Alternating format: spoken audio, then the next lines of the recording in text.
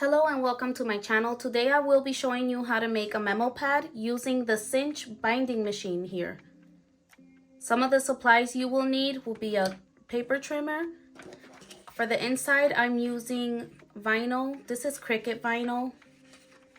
I also will be using some wire binding. This is the wire binding scrap that I have from making planners.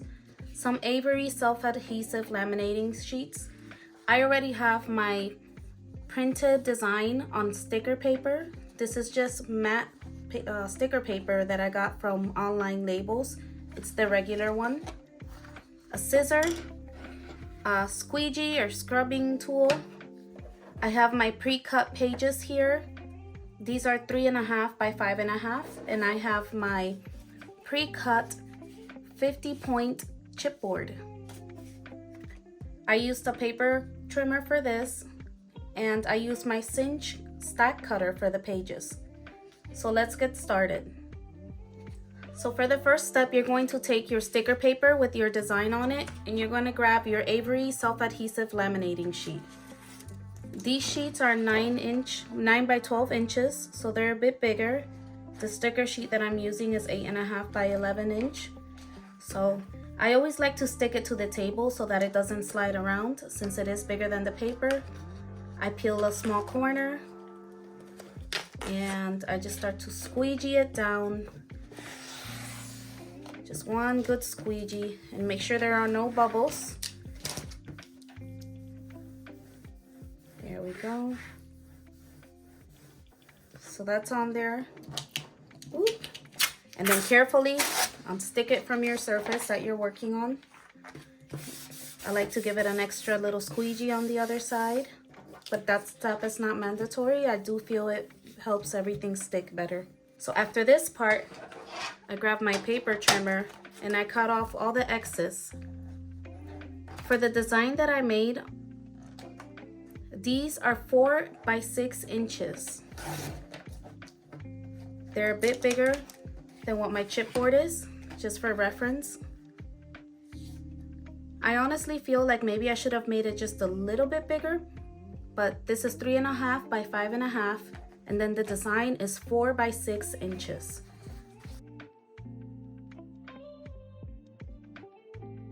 Now that I have these cut, I'm going to attach my chipboard to it. So I'm going to flip it over, and I peel a corner here. I do peel the entire thing. I did for the first one at least. I just prefer it that way. And it's laying flat, it's not curving or anything, so that is what worked for me. I'm going to get the chipboard evenly on all sides, and I like to put it down and then just flatten it. You can grab your squeegee, flatten it there. Let's do that. Then you're gonna grab your scissor and you're gonna cut off the corners right there.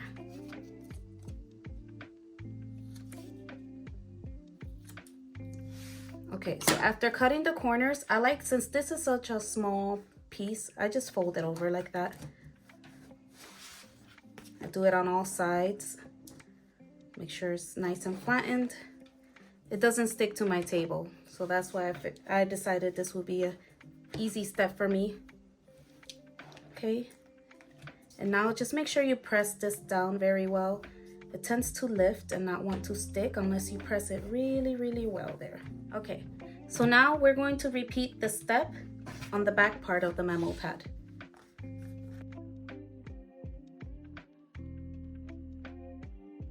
So now that we have our front and our back cover, we're going to finish the inside of the cover. For that, I'm using vinyl. This is not, I mentioned earlier, it's Cricut vinyl. This is not Cricut vinyl. This is a Make Market permanent vinyl from Michaels. This is scraps that I have, so I'm going to cut this down and we're going to place it right here on the inside of each cover. I still haven't mastered how to do this perfectly. So I'm learning as I go here. So I'm going to put these to the side, grab my trimmer. So for this one, I'm going to go ahead and cut since my cardboard is 5.5 by 11, I'm just gonna do a little bit less than 5.5 here. Just a little bit. Same here. A little less than 3.5. Just a little less. And of course, I'm going to check my work, make sure it's good. Perfect. So that's what I want here.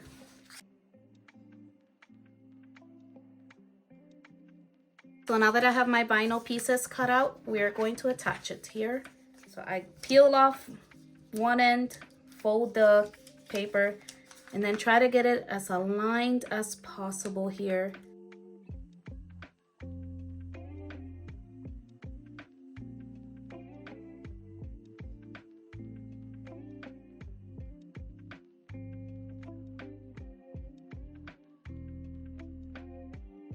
We are going to use our Cinch binding machine. So I already have mine set. For this part, of course, you have to measure what's going to work best for the size of your material.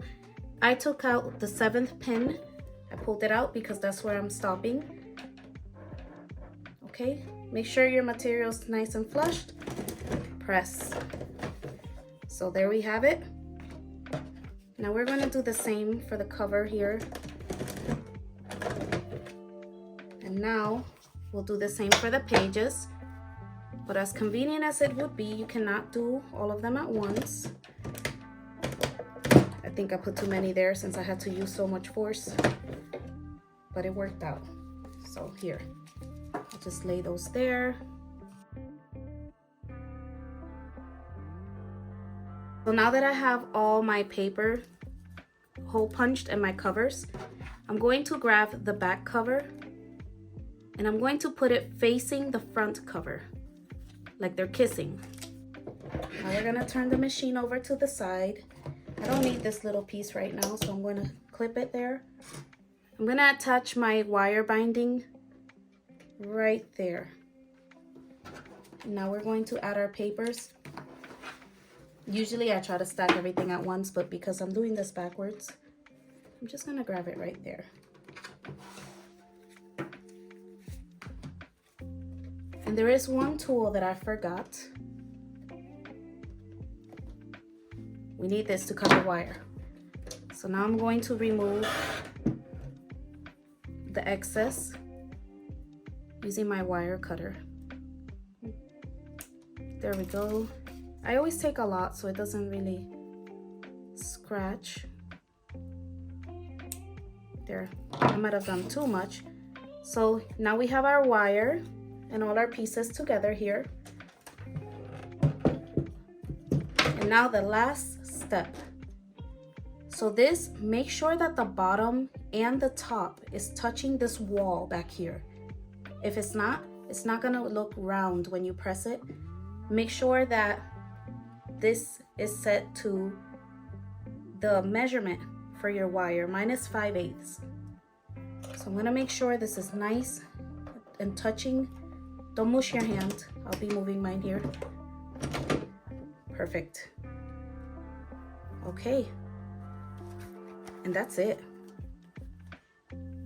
That is how you make a memo pad. I would have maybe added more pages so it's not as flimsy. See, it's a little flimsy. I think it's because I don't have a lot of pages. But there's the back and the front. Here's the result. I hope you all like it. If you've gotten this far, thank you for watching. Please like and subscribe to my channel to see more videos like this. Until next time.